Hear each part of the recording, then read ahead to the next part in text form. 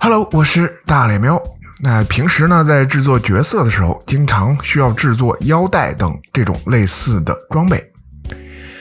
那这期视频呢，就分享一下如何制作这种打结的腰带。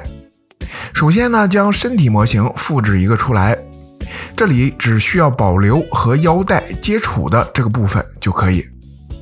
用删除隐藏将其他的部位呢删除掉，然后将这个部分变成 Dynamesh。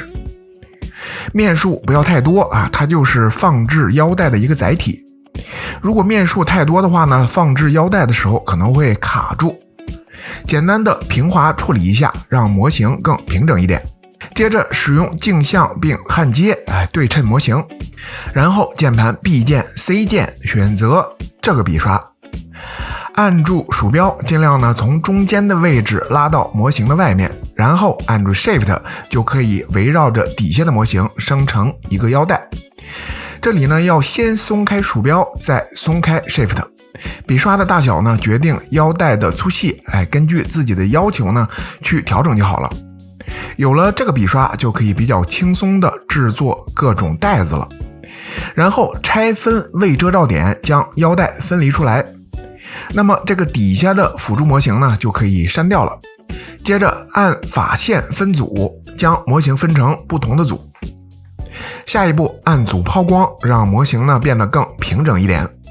Ctrl Shift 点选最外面的这个面，把其他的面呢隐藏起来，然后删除其余的面，这里呢就得到了一个单面的腰带。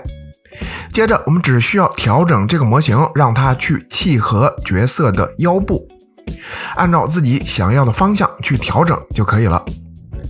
在这个基础上就可以制作腰带打结的效果了。使用 Z Modeler 笔刷，在想要延伸腰带的这条边上空格，选择倒角拉出一个窄一点的面，然后呢删除刚才的那个面，给腰带呢开一个口。继续使用 Z Modeler Q Mesh 给它挤出一个厚度。如果是向内挤出的话记得反转，不然法线方向呢是反的。接着转到上面 Ctrl Alt 使用遮罩将这端隔离出来，然后切到 Gizmo 工具 Alt 点击这个面，把坐标放在这里，将这一端呢稍微拉出来一点因为要从这里呢去延伸腰带。下一步按住 Ctrl 拖拽方向箭头，它相当于挤出面的操作，并且呢可以使用 Gizmo 随意调整这个面的方向。就是通过这种方式呢来给皮带打结。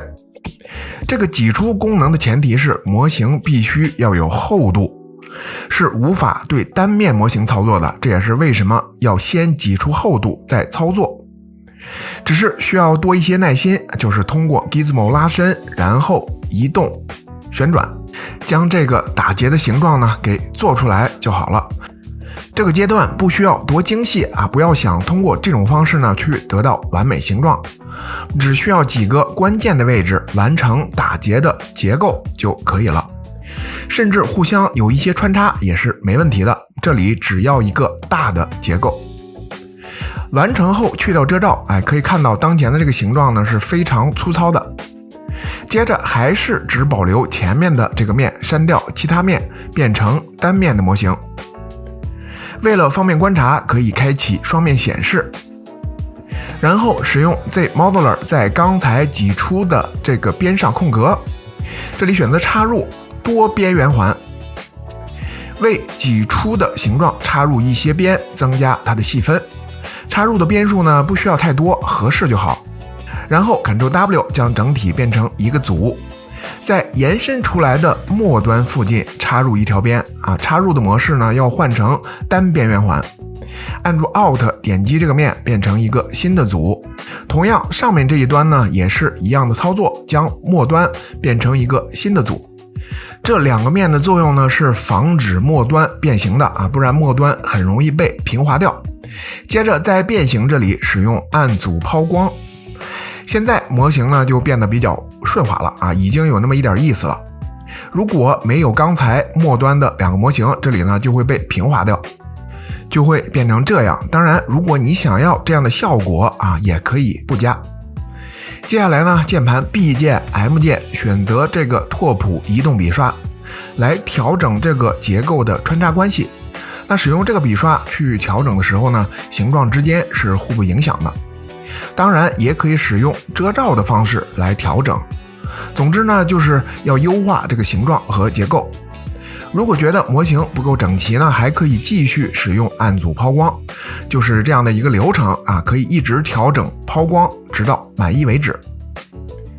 调整好了以后呢，不要忘了删除隐藏啊，删除末端控制形状的那2个面，这里呢要注意一下。